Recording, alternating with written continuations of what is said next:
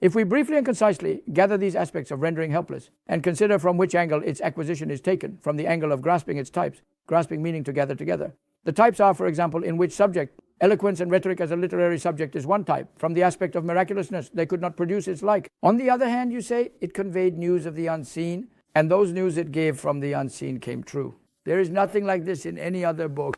Many philosophers talked big, wrote and drew things. They reached us, but they were just stories, and then you look, centuries passed, and what they claimed did not happen. But what the noble Qur'an declares, we see one by one in order up to the day of resurrection. They come to pass. Because we came later after following 1400 years, we had the opportunity to observe and learn many of what is behind us. The minor signs of the hour, the intermediate signs, the major signs of the hour. Look, all the intermediate signs have occurred. We have a series on the signs of the hour. I do not know. It is more than 50.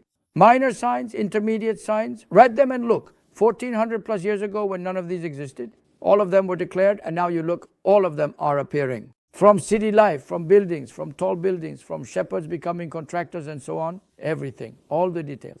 We explained thousands of topics there. Listen to them and you will already see. For example, there too the Quran renders helpless in this way. It tells what will happen and it happens. Of course, many of these the companions could not see. But we, those living now and those who come later, will see all of them as they appear over time. Isa has not yet descended. Whoever is alive then will see him. The Dajjal has not emerged. Whoever is alive then will see him. When one sees this, faith must increase. Because these hadiths, all the verses and hadiths are all revelation. Whatever the messenger gives you, take it, he says. Then, regarding the signs of the hour and the tribulations, from what the messenger of Allah said, everything has occurred, and most recently concerning ISIS. They are Kharijitis, the dogs of hell. They are a branch of the Kharijitis. Those informations reached you at the airport at that moment while you were going for Hajj in Iran. And I have a video I shared even before setting out to benefit people immediately. There, it is said they will emerge in Iraq, they will occupy Syria. Idlib is that, then that they will not have personal names but only kunyas. The hair, the heads, everything, therein, everything was told. Now, do I have any miracle here? The miracle belongs to the messenger because it exists in hadith.